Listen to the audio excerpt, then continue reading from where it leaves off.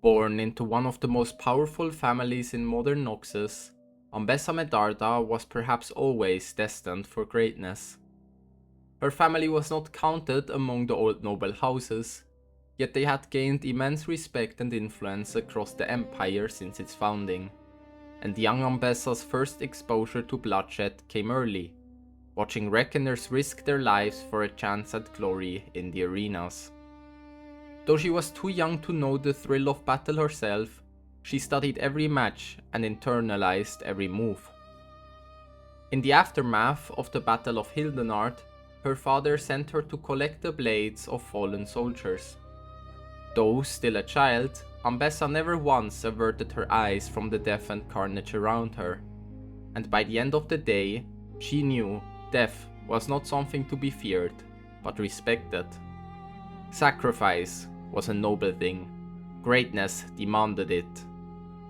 The Medarda family code, passed down through generations since their earliest days as traders on the Shuriman coast, espoused the virtues of both the desert fox and the fearsome wolf of legend.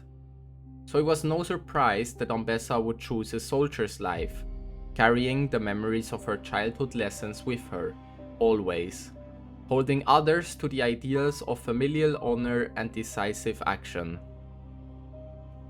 She was a proud daughter of the Medardas, a born warrior, soon enough a general in command of several warbands, and clearly one of her grandfather Menelik's favorites, as Patriarch. And yet, she was so much more, a woman, a lover, and a mother. In her appetite for life, Ambessa experienced it all. But the moment she held her son Kino for the first time, she finally understood what it meant to devote herself to someone unconditionally. And with that came the potential for profound disappointment. While she loved him dearly, it was clear that Kino would never have the strength of a warrior in his heart. Not long after, Ambessa almost met her end in battle defending her ancestral home of Rockround, while pregnant with her daughter Mel.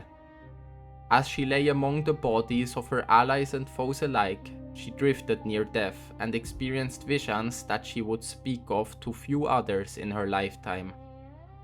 Whatever it was Ambessa had seen, it alloyed her resolve and ambition. She would bend the world to her will, so that any weakness in her children would not be something her enemies could exploit. From that moment, Ambessa's rise became almost meteoric.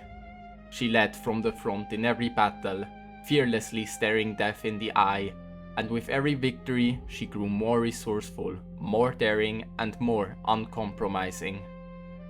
When old Menelik Medarda finally passed, he named no heir from his deathbed, sending several branches of the family into a conflict of succession.